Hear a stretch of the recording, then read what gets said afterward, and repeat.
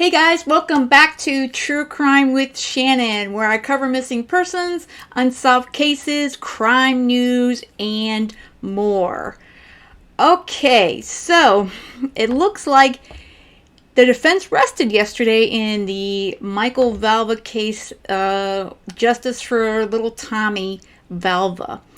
Now, they did not have court today in Riverhead, and tomorrow, which is Thursday, closing arguments are expected. So I'm going to go through the last couple days of testimony here, and also what's going on, that they're claiming that the jury can go with lesser charges, which I don't know if you guys have heard that one yet. That one is no bueno to me, but we will discuss that as well.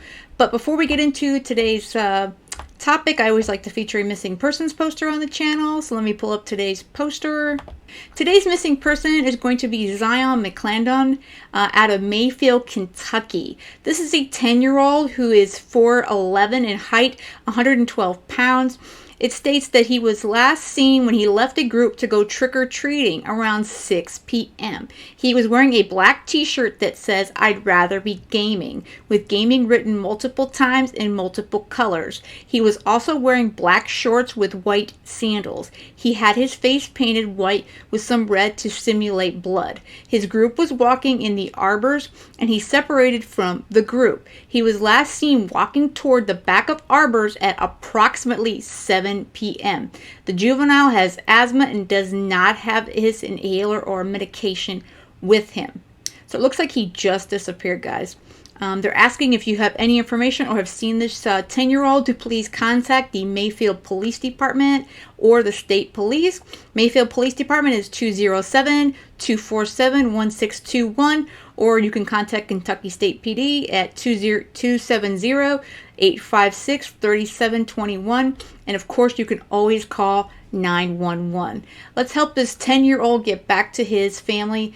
And especially since he's got asthma, I know as someone who suffers from asthma when I run, it's not a good thing. So let's hope this little 10-year-old gets found ASAP. So we're in the end game here for the Michael Valva trial, and all that matters is this little face on the screen right now. He deserves justice, and unfortunately, we're only going to be halfway there once his father gets his sentencing, which I'm hoping he's found guilty. I'll be honest, I'm going to be praying that the jury, make sure he pays for this. But we all know that his ex-fiancée, Polina, she's up next. So we need to get through Michael, and then we're going to jump right over to Angelina's trial. And again, this case will continue to be covered here on the channel. So let me get you guys updated from this week's testimony. And again, tomorrow, which is Thursday, they're going to have closing arguments. So, and then after that, the jury will get instructions and they will go to deliberate. I don't know if they'll get a decision by the end of the week, but I don't know. If I was in that jury, I think it would be pretty in and out. But again, we're not in that jury box, so we don't know what they're thinking at this point. So let me pull up some information here. So we had Monday, there was some testimony, because if you remember the last video I did a couple days ago, we didn't have too much information on Newsday or on the patch on that's concerned. So we're kind of getting all that as of yesterday and today.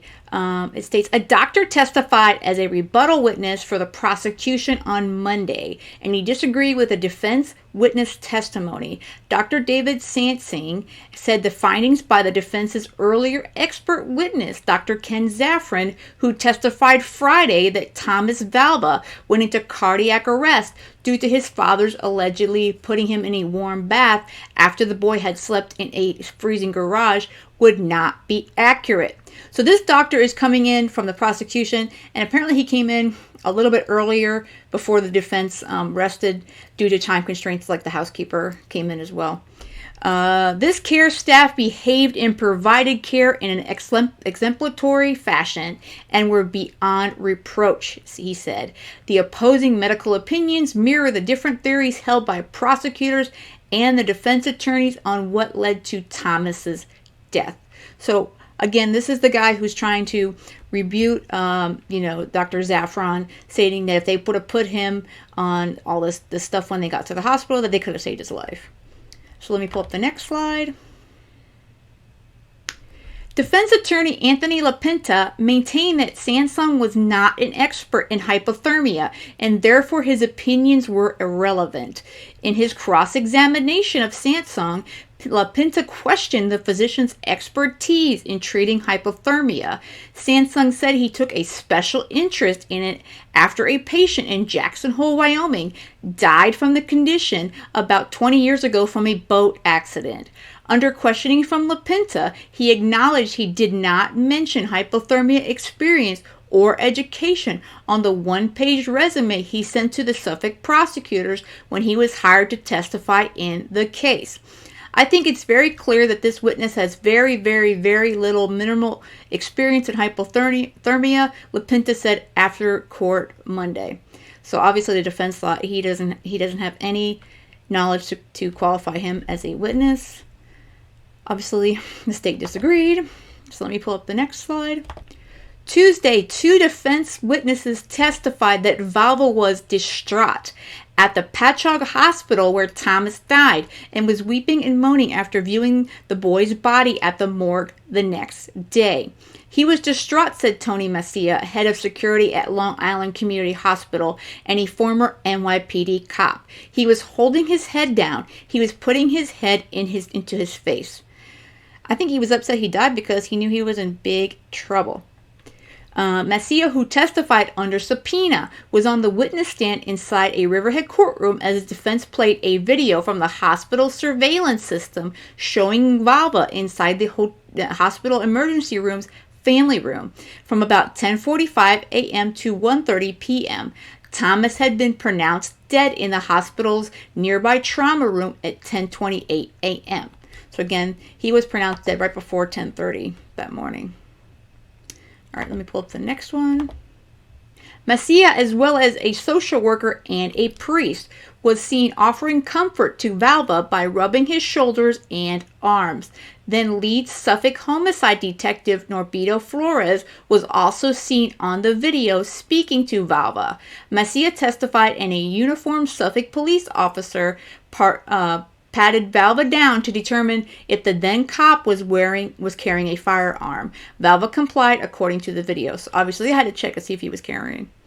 On cross-examination by lead prosecutor Carrie Ann Kelly, Macia noted that the video showed Valva was on his phone, texting and making at least one call, and at one point stretched his legs out in front of him while he sat down. He had no trouble walking, Macia agreed.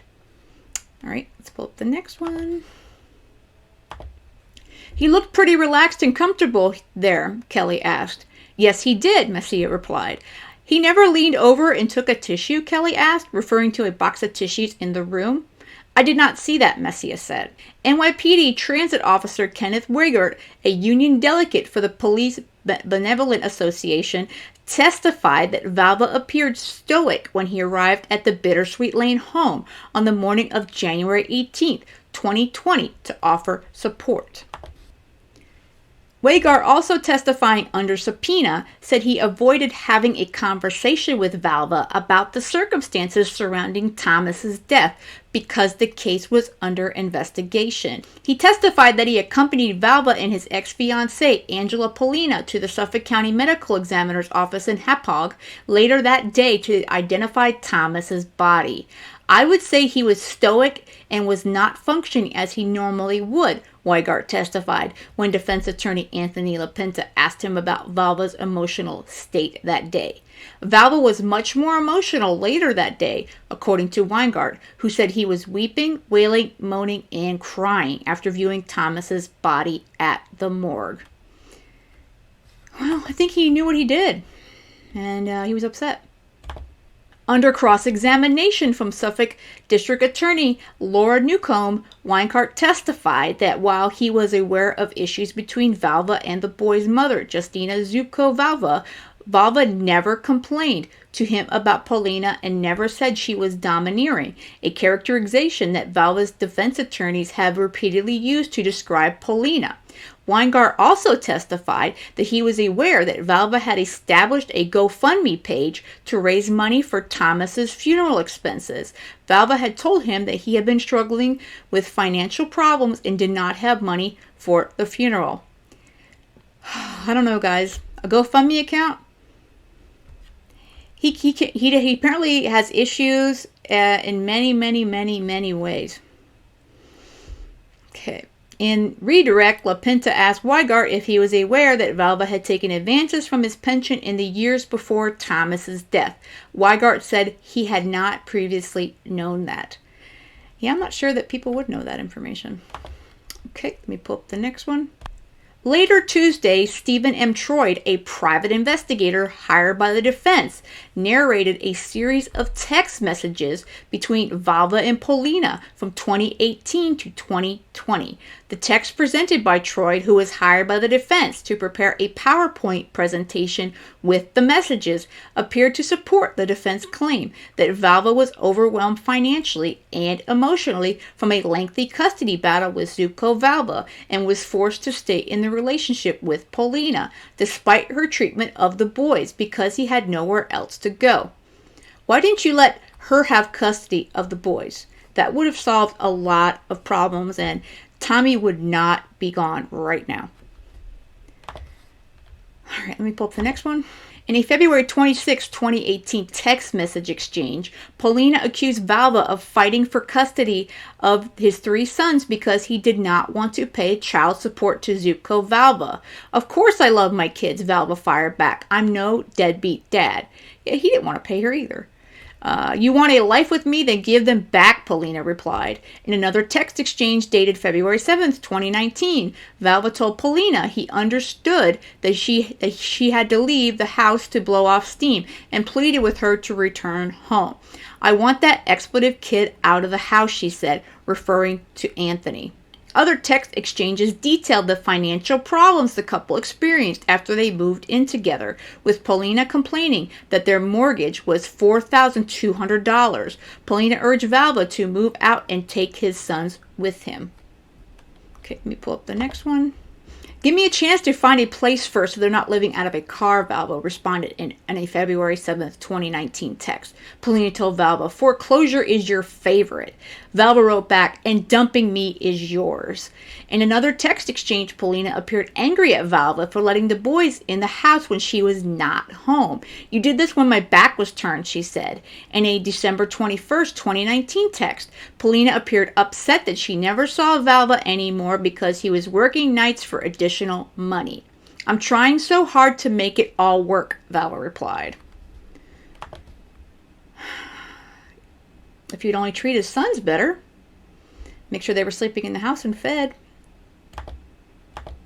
All right, now here is something that was discovered that was left off of the Facebook updates from Newsday. I don't know if that was accidental or not, but it is on Newsday, and it is all over today, so. The jury in the murder trial of ex-NYPD officer Michael Valva will consider 2 lesser charges, in addition to second-degree murder, as it seeks to determine whether Valva should be convicted of killing his 8-year-old son Thomas by allegedly forcing him to sleep in a freezing garage, the presiding judge ruled Tuesday, as the defense rested its case. So yes, the jury is apparently going to have options besides the second-degree murder. Suffolk Supreme Court Justice William Condon said the jury, which is scheduled to hear closing arguments in the trial Thursday, can consider whether to convict Valva of second-degree manslaughter, which is punishable by a maximum of 5 to 15 years in prison, or criminally negligent homicide, which is punishable by up to 4 years in prison. A conviction on the second-degree murder charge carries a sentence of 25 years to life in prison. I can tell you 4 years is definitely not enough, and I don't even think 5 to 15 years is enough. I sure hope this jury really sees through the defense's charade on this. But let me continue pulling this one up. Pull up the next slide here. Prosecutors have alleged that Valva, 43, acted with depraved indifference for Thomas's life when he allegedly forced the boy, who died of hypothermia, to sleep in the garage in 19-degree weather and then hosed him off outside while naked with cold water from a spigot. Valva's defense attorneys have argued Thomas's death was an accident caused by Valva giving the child a warm bath after sleeping in the unheated garage, and that the ex-cop never wanted his son to die and tried to save his life. Facts, they argue, don't sustain the second-degree murder charge. Yeah, that's going to be a tough one, though. They really need to make sure they follow that. So I'm actually glad, though, even though I really hope that we're going to be able to get that second-degree murder charge. I'm, you know, at this point, if he gets the 15, I guess something, but 15 years is not enough. This kid Tommy was 8 years old. 8 years old.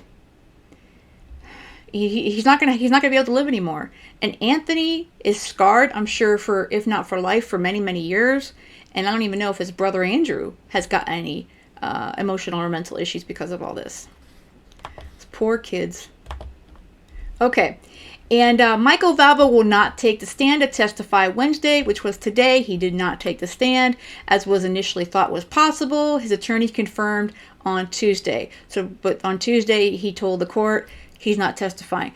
While I really wanted him to testify, I really didn't think he was going to go up on the stand. So there was no proceedings today, which was Wednesday, and summations, closings are expected to begin Thursday morning, which is tomorrow in Riverhead. So we are down to the end game here.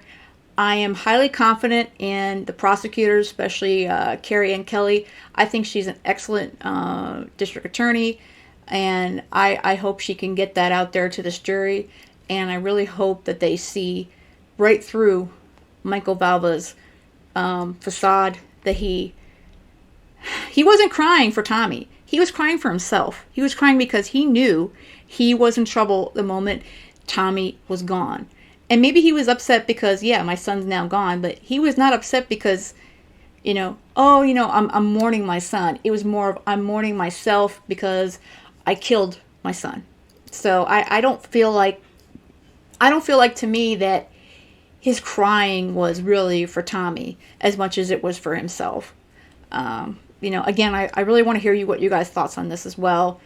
I don't know. I mean, I'm very interested to see what the closing arguments are. Again, I so wish that this was televised, broadcast on YouTube or something, because, man, I would love to see these closing arguments in person.